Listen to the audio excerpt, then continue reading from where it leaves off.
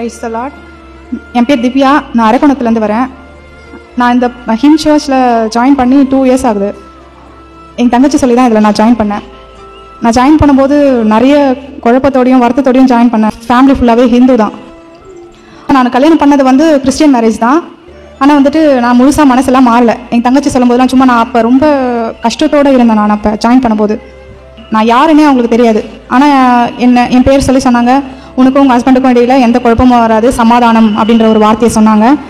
அடுத்த வீக்கே நான் சமாதானம் ஆகிட்டேன் ஹஸ்பண்டோட. எங்கள் அம்மா வீட்டில் தான் இருக்கிறேன். நான் அப்போ செகண்ட் வீக் ஜாயின் பண்ணும்போது குழந்தைக்காக எனக்கு ப்ரேயர் பண்ணாங்க. சொன்னேன், ஷிபா சிஸ்டர், ஃபஸ்ட்டு பாப்பா பிறந்து 5 இயர்ஸ் ஆகுது, செகண்ட் பாப்பாக்கு வெயிட் பண்ணிட்டு இருக்கோம் சிஸ்டர் அப்படின்னு சொன்னேன். அவங்க ப்ரேயர் பண்ணாங்க. 6 மந்த் கழிச்சு கன்சீவ் ஆனேன். மேம் நான் கால் பண்ணும்போது நிறைய காம்ப்ளிகேஷன் இருந்துச்சு எனக்கு. மேம் சொன்னாங்க, ஒவ்வொரு வாட்டியும் எனக்கு கான்ஃபிடன்ஸ் கொடுத்தாங்க, கடவுளுடைய வார்த்தை சொல்லி நம்பிக்கை கொடுத்தாங்க எனக்கு. செகண்ட் வீக்கே சொல்லிட்டாங்க, பாப்பாக்கு க்ரோத் சரியில்லை, ஹார்ட் பீட் கம்மியாக இருக்குது அப்படின்னு சொல்லிட்டு சொன்னாங்க.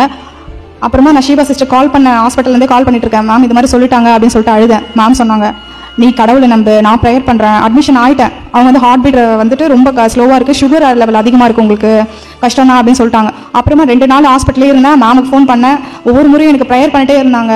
அப்புறமா 3rd டே ஸ்கேன் பண்ணுறாங்க. திரும்பவும் மேம் ஃபோன் பண்ணிட்டதுக்கு அப்புறமா ப்ரேயர் பண்ணாங்க எனக்கு. அதெல்லாம் ஒன்றுமே ஆகாது, நீங்கள் பயப்படாதீங்க, கடவுளை நம்புங்க, கர்த்தர் இருக்காரு அப்படின்னு சொன்னாங்க.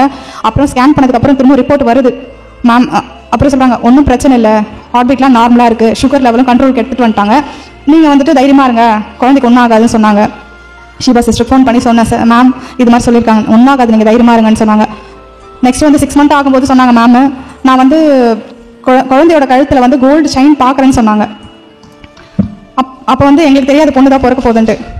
அதுக்கப்புறம் இப்போ குழந்தையோட கழுத்தில் நான் கோல்டு செயின் பார்க்குறேன்னு சொன்னாங்க மேம்.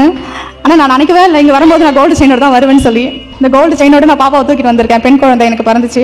ஸ்தோத்திரம், கர்த்தருக்கு கோடான கோடு நன்றி.